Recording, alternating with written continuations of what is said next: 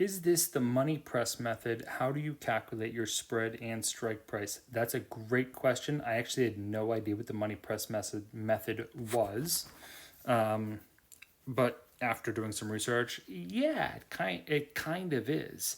The money press method, basically you want to stick to blue chip stocks. You don't have to, but pretty much you do. And it's kind of a set it and forget it with downside risk already calculated in. For most people that I just spoke Latin, all right, and that's going to get a little bit more complex. How do you calculate your spread and strike price? So this is going to be based on your optionality and which level of margin trading you're trading at, right? Because level 4 allows you to go 4x times your option contract, and you have to take a test, like you have to get approved for it. Whereas level 1, 0, 1, 2, 3 trading, level 4 is naked trading, right? So you don't necessarily have the money to cover the short, in which case you could potentially get margin called. Okay. But as far as the money press method, how do I explain this? How do you calculate your spread and your strike? I try to stay out of ranges of elliptokurtosis, right? So if the stock's going sideways, I don't want to be swinging crazy all over the place. You can, it it ends up, if especially if you're playing both sides like I do, it ends up giving you great possibilities to enter in super low and exit super high. There's always possibilities. In worst case, you can always roll it. All right. So the money press method involves the credit limit. Sorry, the net credit spread, meaning that because some people aren't going to know what this is. So you're going to be starting your cash secured put at a delta lower than zero point 0.3. Try to do 0.15 to 0.2. The strike price is irrelevant as long as you stick to your delta principle. Price doesn't matter whatsoever.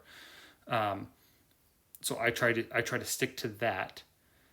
0.15, zero point 0.2 mostly when entering the position, and I'll buy a put slightly below that. The the spread really, again, is going to be based on your marginality.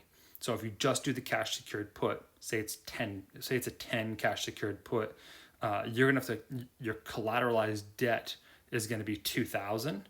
Whereas if you do the net credit and you have the cash secured put with the long put, whatever the difference between those two numbers is, so it might be, you know, 10 and 8, your net is actually only 200 you have to put up.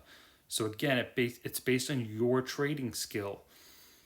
There's a couple instances where you can get screwed with that. So it's 200 minus your premium, technically. Okay, so if you got $100, you'd only be you'd be 100 would be your max loss technically. But there is nuances to that where you can still get caught with your pants down, and that would be like an after hours trade. I don't need to get into it right now.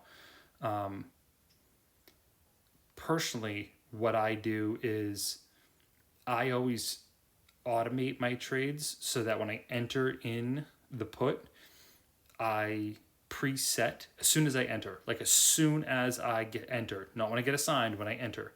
As soon as I enter, I automate it to take profit and close to BTC at 0. 0.7, and it hasn't failed me yet.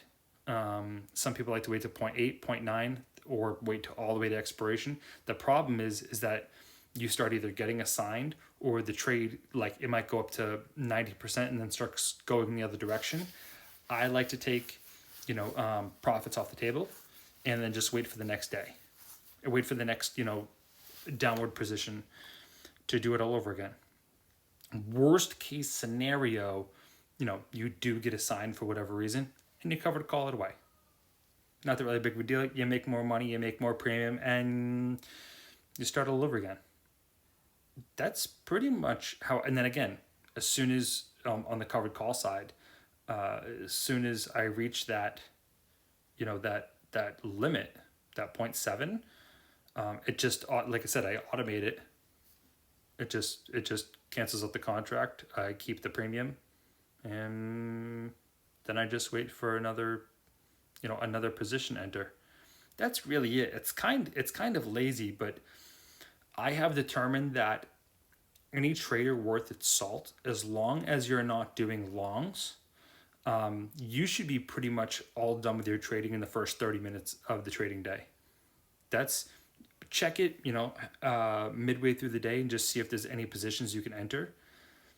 Personally, I like to set targets that I like to hit, and I have them automated on like Robinhood. You can set price targets. If there's a couple tickers you like to do, just set your automated price tickers, and so it'll send you a text message and just say, the stock has fallen below this price or above this price, or it's hit your Bollinger Band, or it's hit your 50-day moving average, whatever it is, the price target you like. Just have it automated to send you a notification.